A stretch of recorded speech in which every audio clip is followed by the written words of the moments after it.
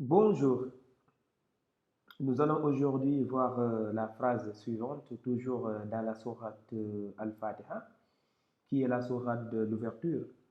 Donc, nous allons voir aujourd'hui encore une particularité de la lettre Alif. Donc, par rappel, pour rappel, le Alif là, les deux se lisent de la même manière. Donc, ça se lit A. Ça aussi, ça se lit A. Donc le alif plus le hamza, donc la tête de le hamza, là on l'appelle hamza. Donc quand on a le alif plus à sa tête, ou en tout cas sur sa tête le hamza, ça veut dire que le alif là, il est stable. C'est-à-dire qu'il fait partie du mot.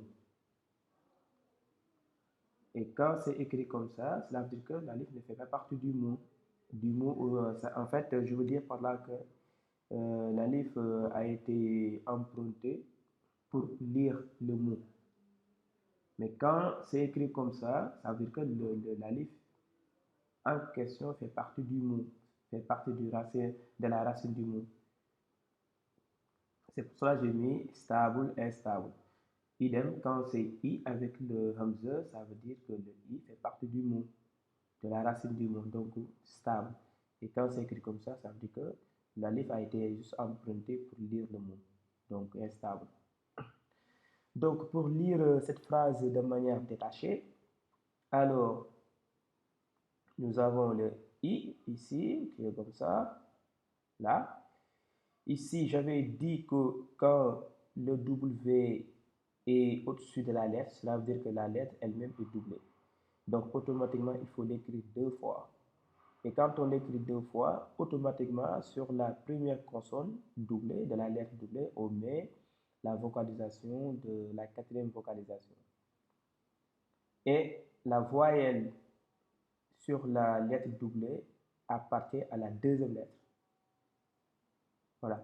Et donc, nous avons ici le alif qui est collé à la lettre I, qui n'est pas vocalisé. Donc, cela veut dire que le alif là va servir comme outil d'allongement de la voyelle A. C'est ce qui a été vu dans les leçons précédentes. Nous avons ici le K, donc le K avec la vocalisation A. Voilà le mot. Pour le deuxième mot, nous avons le Nun, le N. Et là, ça se voit là.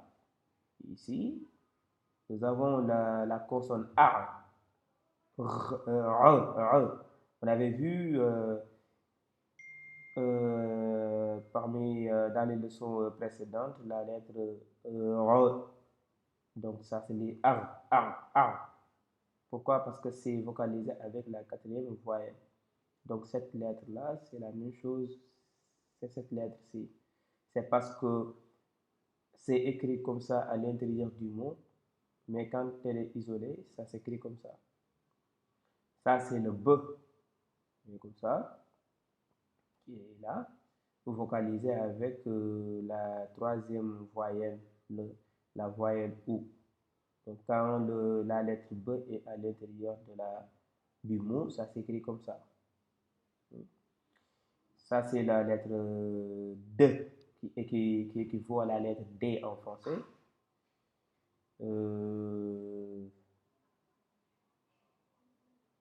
Donc, qui s'écrit comme ça. Donc, il n'y a pas de changement par rapport à cette lettre. Ça, c'est la lettre W, donc vocalisée avec la voyelle A, ici. Le I et le Y doublés, c'est la même chose qu'ici. C'est la même chose qu'ici. Donc là, c'est la même chose qui est écrit ici. Donc le Y est doublé parce qu'il y a le W en haut, le shadda. Donc on écrit deux fois la lettre et automatiquement sur la première lettre, on met la vocalisation du cercle. Et la vocalisation qui se trouve sur la lettre doublée appartient à la deuxième lettre. Nous avons aussi le alif qui n'est pas vocalisé, qui va servir d'outil d'allongement à la voyelle A. Et puis nous avons ici le que ici. Pardon. Alors pour ce dernier mot, nous avons le nun là, le ne qui est là ici, c'est la même chose ici, voilà, qui est là, vocalisé avec la voyelle A. Nous avons le se qui s'écrit comme ça quand elle est isolée, mais quand elle est dans le mot, ça s'écrit comme ça. Parce que j'avais dit que toujours les que des consonnes, ça sert uniquement pour faire la liaison aux autres mots, aux autres lettres. Mais l'essentiel, c'est voilà, la tête en fait. Nous avons aussi le ta, ici. Voilà, ça s'écrit comme ça à l'intérieur du mot. Le te, vocalisé avec la voyelle A.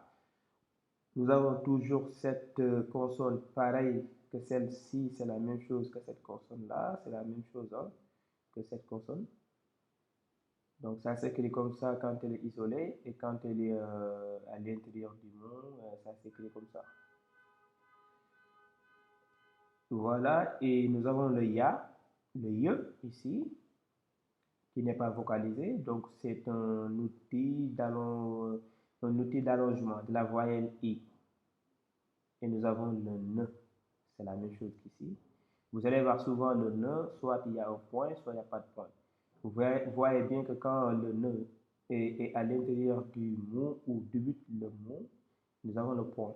Et quand le ne termine le mot, il n'y a pas de point. Mais ça ne change rien dans la prononciation. Il faut juste identifier le ne, comment ça s'écrit, suivant qu'il commence le mot, ou se trouve à l'intérieur du mot, ou termine le mot.